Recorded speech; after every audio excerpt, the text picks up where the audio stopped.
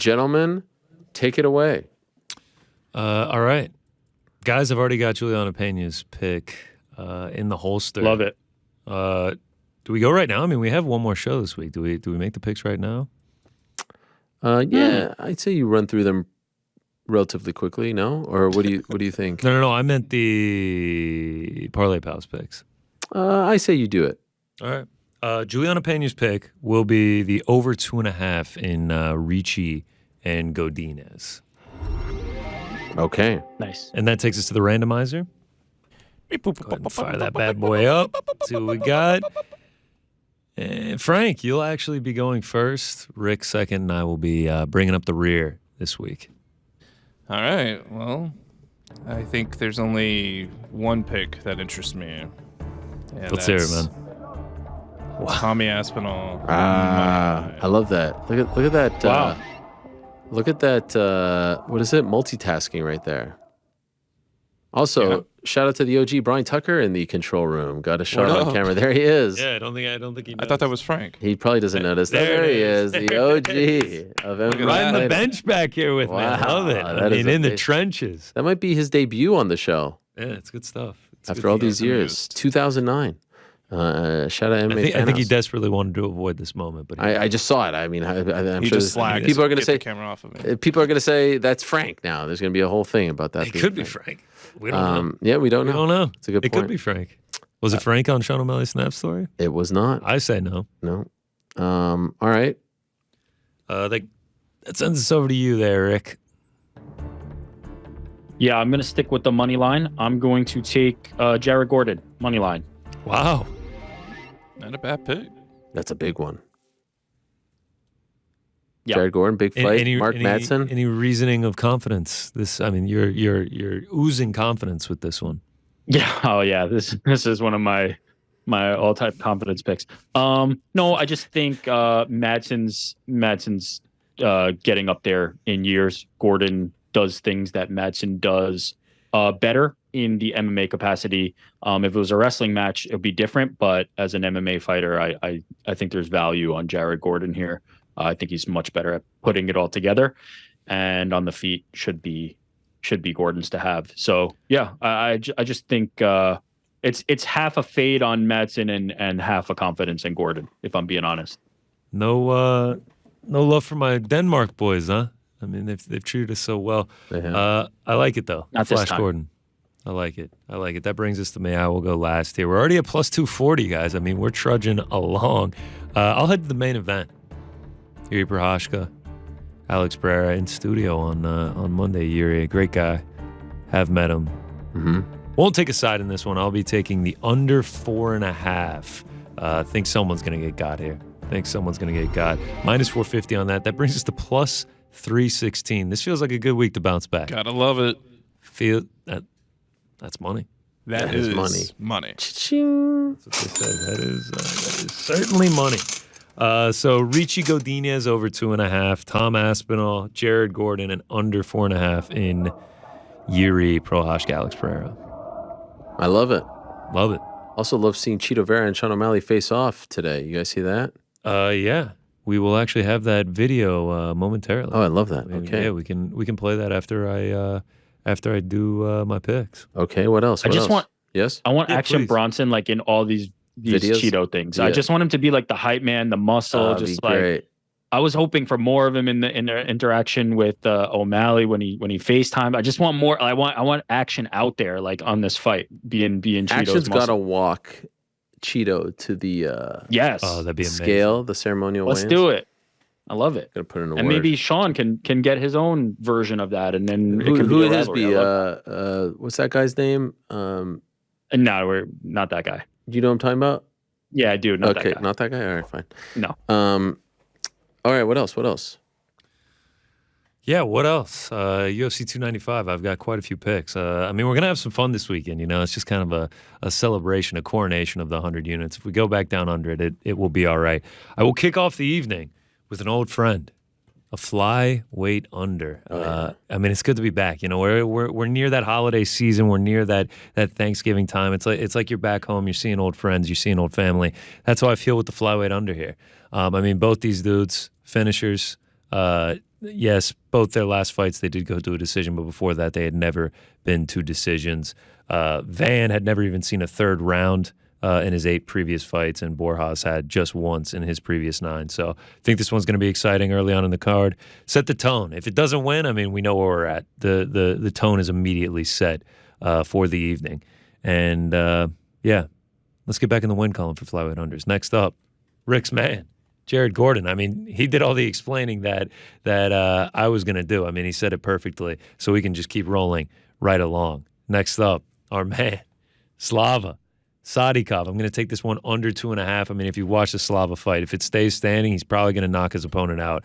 I mean, the dude is crisp. He is fluid on the feet. And then on the flip side, Sadikov has finishing capabilities himself. 9 of his 10 fights have not gone the distance.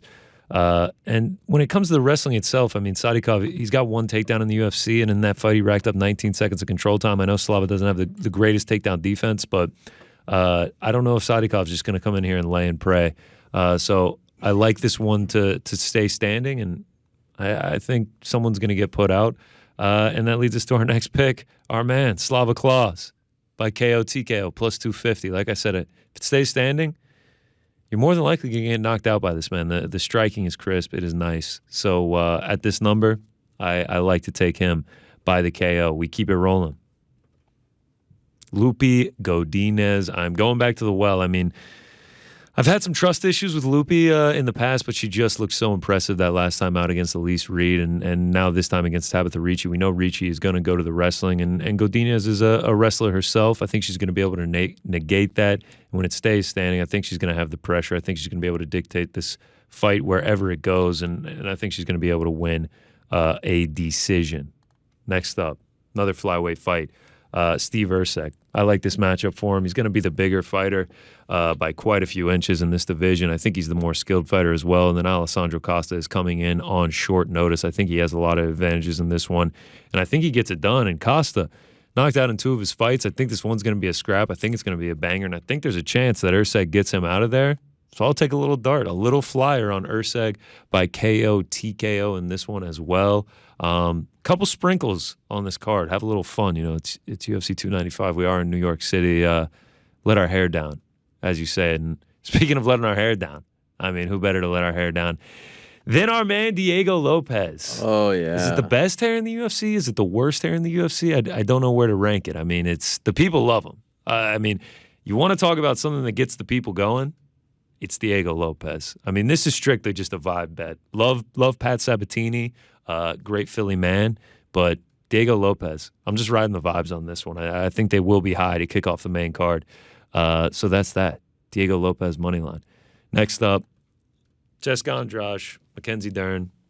Crazy to think that in January, Jessica Andrade was coming off a stellar victory over Lauren Murphy, and now she is trying to avoid losing a 4th straight before the year is out. I mean, it's crazy how fast this sport moves, but not going to play a side on this one. We'll be playing the under 2.5 on Andrade, similar to Charles Oliveira. I mean, they both just happen to be Brazilians, but I mean, they are just agents of chaos.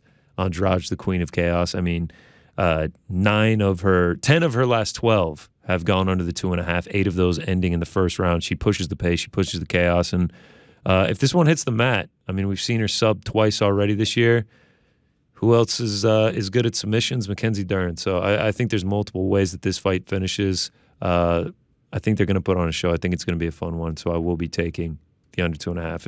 If Andrade is fighting, I am typically playing the unders. Let's get to the co-main and the main event. This was, I mean, this is a must play for me. Aspinall Pavlovich under 1.5. I mean, what more can you say about these guys?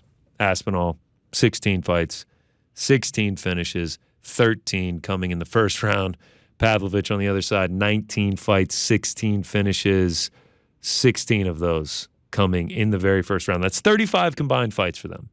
91% finish rate, 83% in the first round. I mean, I think this one is just going to be insanity from the moment it starts. Both these guys push an insane pace. Pavlovich, you know what he's going to try and do. He's going to try and get you out of there. Aspinall, he can mix it up a little bit more, and coming in on short notice and having watched Pavlovich's most recent fights, I do feel like Aspinall is going to try to wrestle. I mean, we've seen him get takedowns at the UFC level. We've seen him get submissions at the UFC level, and he's just nasty once he gets on top. So I feel like he is going to try and mix it up. I feel like that would be the game plan, which is why took a little flyer. Tom Aspinall submission round 1 or 2.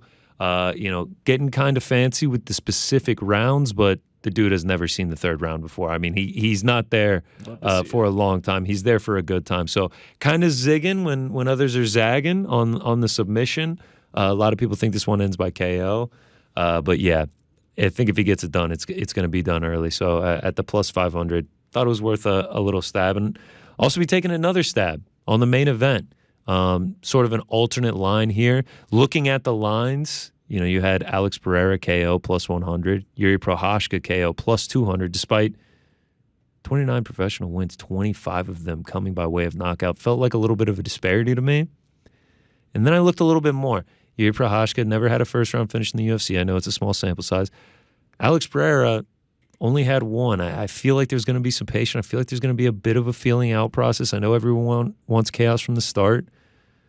I don't think it's going to see a 4th round. So what I did, Yuri Prochazka, KO round 2 or round 3 plus 550. Just another little sprinkle, just another little dart in the main event. But Alex Pereira's line on this was like plus 290. Felt that's too big of a disparity, where I really think the most likely path to victory for both of these guys is to win by knockout. So really just playing it by the number there. And then a violence parlay. And those are the picks for UFC 295, New York City, Madison Square Garden. And that is big time stuff. Thanks for watching. We appreciate it very much. Hey, if you like this video, give us the old thumbs up. Subscribe as well. You could get many more of these videos on the channel. So please do that. We would love you forever if you did so.